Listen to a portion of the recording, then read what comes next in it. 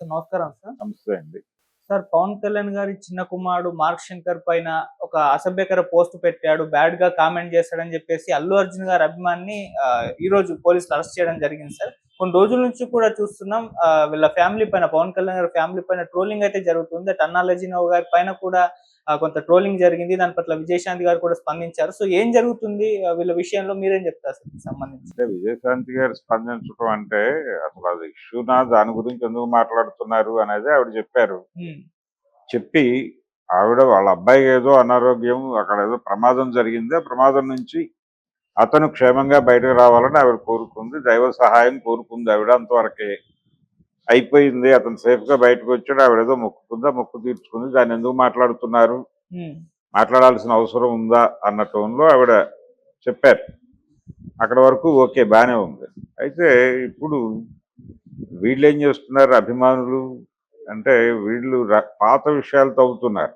అవి గతంలో అల్లు అర్జున్ అరెస్ట్ అయినప్పుడు వీళ్ళు ఎవరైనా పరామర్శించారా, పట్టించుకున్నారా అన్న టోన్లోను, అలాగే ఆయన మాట్లాడినటువంటి 2 సందర్భాలు ఉన్నాయి. అంటే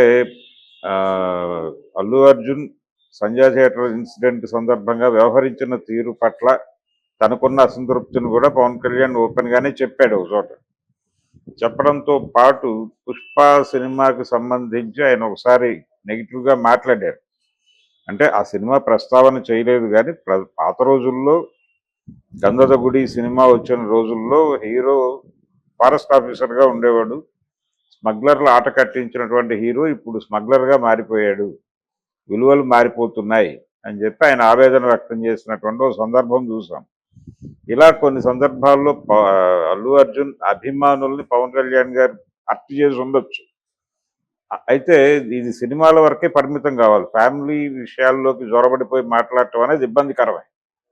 కానీ వీళ్ళకి ఆ గేట్లు ఉండవు. ఆ గేట్లు లేకుండా బిహేవ్ చేయటం అనేది చాలా సందర్భాల్లో చూసాం మనం.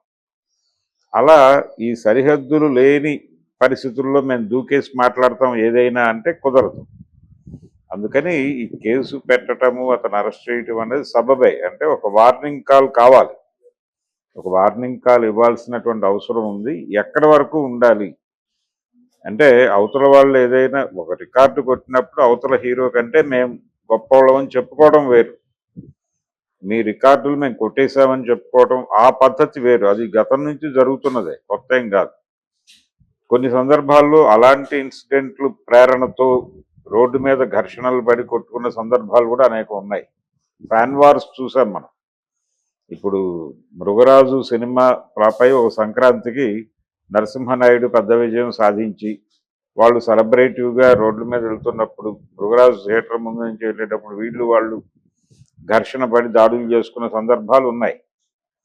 కానీ ఇప్పుడు ఏం జరుగుతోంది అది వేరు. అది అప్పుడు పోలీసులు ఇంటర్వ్యూన్ అయ్యేవాళ్ళు, ఏవో కేసులు పెట్టేవాళ్ళు, అవి కోర్టులకు వెళ్ళేవి, రాజీ పడేవాళ్ళు, బయటకు వచ్చేసేవాళ్ళు.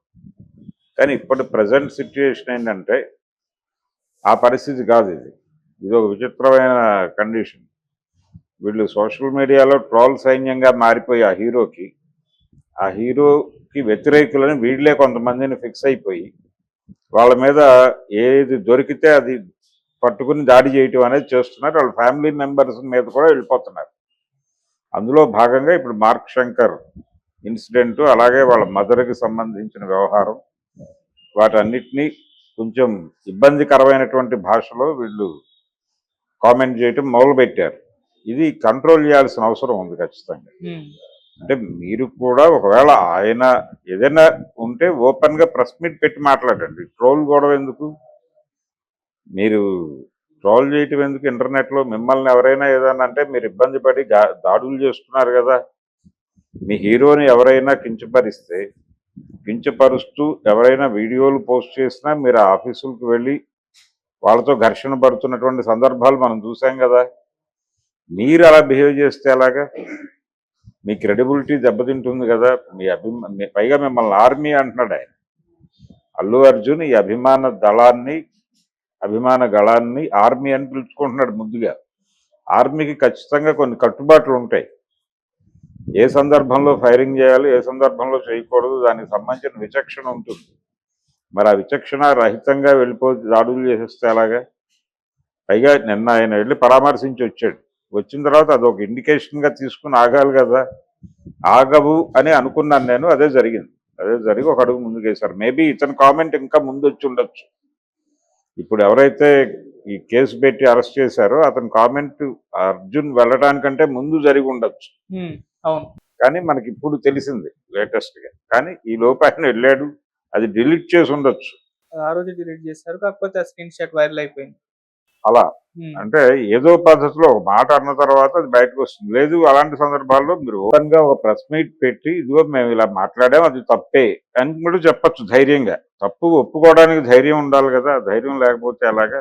అందుకని ఈ ఫ్యాన్ వారు, పైగా ట్విట్టర్ వారు, ఈ ట్రోల్ వారు అనే దాన్ని కంట్రోల్డ్ గా నడపాల్సినటువంటి అవసరం నాయకుడికి ఉంటుంది. నాయకుడు ఇమేజ్ డ్యామేజ్ అవుతుంది. అందుకని ఒక్కసారి ఆయన తన ట్రోల్ సైన్యాధ్యక్షులతో సమావేశం వేసుకుని మాట్లాడుకుంటే